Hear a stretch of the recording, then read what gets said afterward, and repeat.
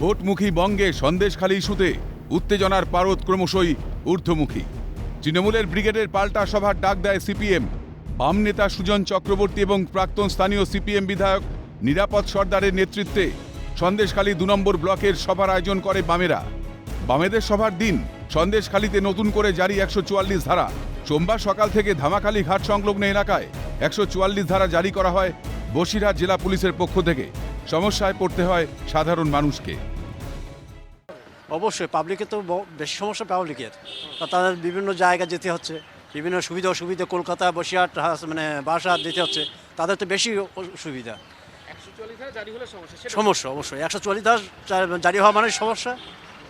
সাধারণ মানুষের তো যত সমস্যা আছে সাধারণ মানুষের, কোনো পলিটিশিয়ান মানে যা পলিটিশিয়ান কাজ করে, যারা রাজনৈতিক যারা দায়িত্বে আছে, তাদের তো কোনো সমস্যা নেই, সাধারণ মানুষ মরছে।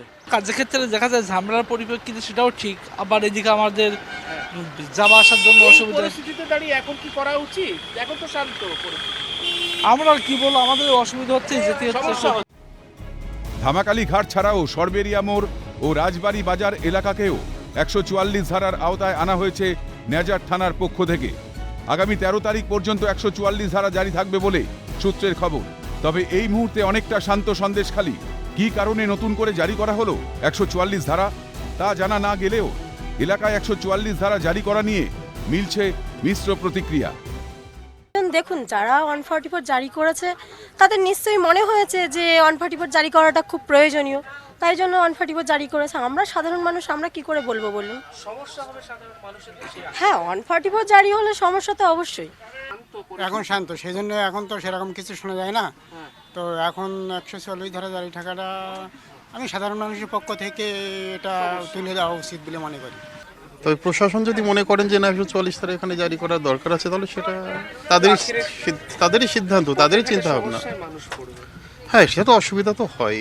যুক্তি কতটা ঠিক বেঠিক সেটা তো বলার তো আমি সেভাবে তো রাহিতে পারি না, যেহেতু প্রশাসন এটা ঠিকভাবে নিচ্ছে না কি ঠিকভাবে করছে না সেটা এখন তাদের ব্যক্তিগত ব্যাপার। এখন সেটা কিভাবে ওরা বিষয়টাকে দেখছেন, কিন্তু আমাদের ক্ষেত্রে এখন যাতায়াত করছি, সমস্যা হচ্ছে না, সব কিছু মিলেমিশেই রয়েছে। তারা বলছেন যে অশান্তি যখন থাকে সেই দিক দিয়ে অনেকটাই যুক্তিযুক্ত ১৪৪ ধারা জারি করা, কিন্তু এখন তো সন্দেশখালীর বিভিন্ন এলাকার শান্তি ফিরে এসেছে, প্রশাসন ব্যবস্থা নিচ্ছে, তাহলে কিসের নতুন করে ১৪৪ ধারা জারি ধামাখালী ঘাট চত্বরে, সেই তা নিয়েই প্রশ্ন তুলছেন গ্রামের মানুষজন। ক্যামেরায় সুরজিৎ প্রামাণিকের সঙ্গে অয়ন শর্মা ও মাফিজুল ইসলামের রিপোর্ট, ক্যালকাটা নিউজ।